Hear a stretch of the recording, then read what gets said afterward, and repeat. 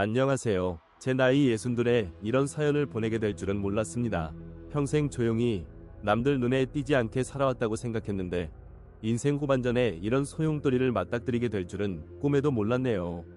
지금 이 글을 쓰는 순간에도 손끝이 떨려오지만 그래도 용기를 내어 제 이야기를 해보려 합니다. 어쩌면 제 이야기가 비슷한 처지에 놓인 누군가에게 작은 위로라도 될 수 있지 않을까 하는 마음에 말이죠. 제 이름은 김영숙입니다. 남편은 한 달 전에 세상을 떠났습니다. 향년 71. 저희는 결혼한 지 38년이 되었습니다. 슬아의 아들 하나, 딸 하나, 이렇게 두 아이를 두었습니다.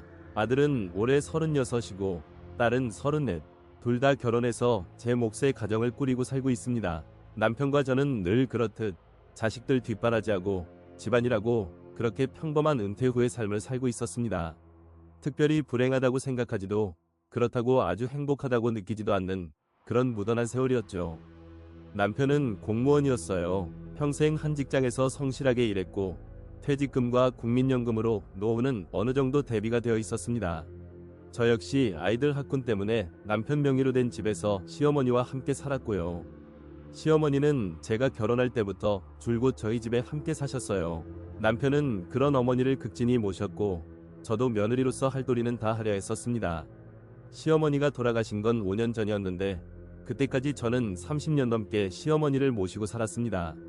물론 쉽지는 않았습니다. 집안일, 음식, 빨래, 시어머니 병수발까지 제 인생은 온통 시어머니와 남편, 그리고 아이들을 위한 것이었죠. 남편과는 사실 딱히 깊은 대화는 나누지 않은 지 오래되었습니다. 함께 밥을 먹고 TV를 보고 잠을 자는 것 외에 서로의 속마음을 털어놓거나 미래를 함께 이야기하는 그런 시간은 거의 없었던 것 같습니다. 남편은 무뚝뚝한 편이었고 저는 잔소리가 많았습니다. 서로에게 서운한 점도 많았을 테지만 그걸 표현하고 풀어나갈 용기도 여유도 없었습니다. 그저 주어진 삶을 묵묵히 살아내는 것만이 전부라고 생각했습니다. 그렇게 38년이라는 긴 세월이 흘렀습니다. 남편이 갑자기 쓰러진 건 한 달 전이었습니다.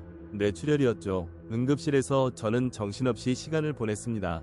평생을 함께 해온 사람이 그렇게 갑자기 곁을 떠날 수도 있다는 사실이 믿기지 않았습니다.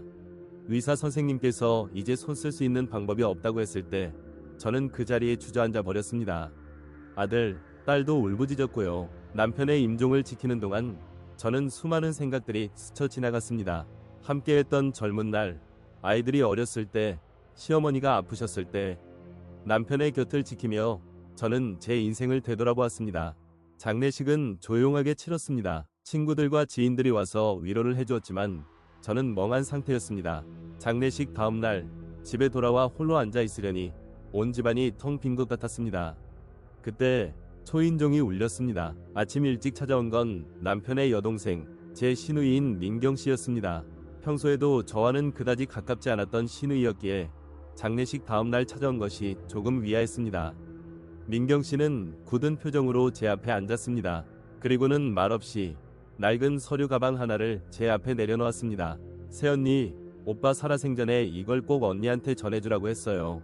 저는 그게 뭔지도 모르고 민경씨를 쳐다보았습니다. 그녀의 눈빛은 묘하게 슬퍼 보이기도 했고 또 무언가를 체념한 듯 보이기도 했습니다. 이게 뭐니? 제가 묻자 민경씨는 한숨을 쉬며 말했습니다. 오빠가 비자금으로 마련해둔 돈이에요. 순간 제 귀를 의심했습니다. 비자금이라니요? 저희 남편이 평생을 성실하게 살아온 공무원이 비자금이라니요? 저는 더듬거리며 물었습니다. 무슨 소리야? 돈이 어디 있다는 거야? 민경씨는 천천히 가방을 열었습니다. 그 안에는 수많은 통장들과 서류들이 들어있었습니다. 그녀는 그중 하나의 통장을 꺼내 제게 보여주었습니다. 이거 보세요. 새언니, 여기 오빠가 15년 전에 이혼한 전처 명의로 만들어둔 돈이에요. 1억 5천만 원이 넘어요. 그리고 이거 말고도 여기 또 다른 통장들에는 그녀가 말을 잇지 못했습니다. 그녀의 손끝이 떨리고 있었습니다. 저는 그 자리에서 얼어붙었습니다. 15년 전에 이혼한 전처라니요? 남편에게 전처가 있었다는 사실조차 저는 몰랐습니다. 결혼하기 전에 이미 이혼했다고, 그래서 자신은 남편의 첫 부인이라고 그렇게만 알고 있었는데 남편은 제게 단 한 번도 그런 이야기를 한 적이 없었습니다. 제 인생에서 가장 큰 거짓말을 제 남편이 하고 있었던 것입니다. 민경 씨는 계속해서 말했습니다. 사실 저희 집안에서는 오빠 첫 번째 결혼에 대해서는 쉬쉬하는 분위기였어요. 어머니께서도 그걸 굉장히 꺼려 하셨고요. 오빠도 그걸 알았기에 새언니한테는 죽을 때까지 말 안 하려고 했던 것 같아요. 하지만 이 돈이 결국 새언니한테 가야 할 돈인데 새언니가 모르게 숨겨놓은 게 너무 오빠도 죄책감을 느꼈을 거예요. 민경 씨가 보여준 통장들은 대부분 남편의 이름으로 되어 있었지만 일부는 명의가 달랐습니다. 그 중에는 제가 전혀 모르는 사람의 이름으로 된 통장도 있었습니다. 그녀는 몇 개의 통장을 더 보여주었는데 그 합계가 상상을 초월했습니다. 무려 4억 원이 넘는 돈이었습니다. 평생 시어머니를 모시고 아이들 뒷바라지하며 빠듯하게 살아온 저에게는 평생 만져보기도 힘든 어마어마한 금액이었습니다. 저는 아무 말도 할 수 없었습니다. 머릿속이 하얗게 비어버렸습니다. 남편의 죽음이라는 충격도 채 가시기도 전에 이런 엄청난 사실을 알게 되다니. 38년 동안 함께 살면서 저는 남편에 대해 얼마나 알고 있었던 걸까요? 제가 알았던 남편은 과연 진짜 남편이었을까요? 아니면 제가 만들어낸 환상이었을까요?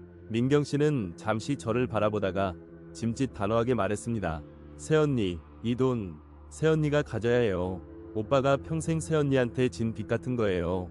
이걸로 이제라도 새언니 행복해지세요. 저는 고개를 저었습니다. 아니, 나한테는 저는 더 이상 말을 잇지 못했습니다. 제 마음속에는 수많은 감정들이 뒤엉켜 있었습니다. 분노, 배신감, 슬픔, 그리고 아이들에 대한 미안함. 제 아이들은 이런 아빠를 알고 있었을까요? 아니, 알았다면 얼마나 마음이 아팠을까요? 그날 이후 저는 며칠 밤낮을 뜬 눈으로 지새웠습니다. 남편의 장례식 때도 하지 않았던 눈물을 그 후로 매일같이 흘렸습니다. 30년 동안 시어머니를 모시느라 남편 뒷바라지하느라 제 자신을 잊고 살아왔습니다. 내 인생은 과연 누구를 위해 살아온 것일까요? 남편이 쌓아올린 비자금 앞에서 저는 비로소 제 인생의 허무함을 느꼈습니다. 며칠 뒤 저는 큰 결심을 했습니다. 남편의 서류 가방에 담긴 통장들과 서류들을 그대로 들고 저는 집을 나왔습니다. 친정 부모님은 이미 돌아가셨고 저에게는 돌아갈 곳이 마땅치 않았습니다. 하지만 저는 더 이상 그 집에서 그 과거의 잔재 속에서 살고 싶지 않았습니다. 저는 변호사를 찾아갔습니다. 그리고 민경 씨와 함께 남편의 상속재산 분할에 대해 상의했습니다. 물론 남편의 비자금은 모두 제게 돌아오지는 못했습니다. 남편의 전처와 그리고 혹시 있을지도 모를 다른 자녀들을 위해서도 일정 부분은 남겨둬야 했으니까요. 하지만 그럼에도 불구하고 저와 아이들에게 돌아온 몫은 상당했습니다. 저는 그 돈으로 남편이 살던 집을 정리하고 시어머니의 묘소 근처에 작은 텃밭이 딸린 집을 하나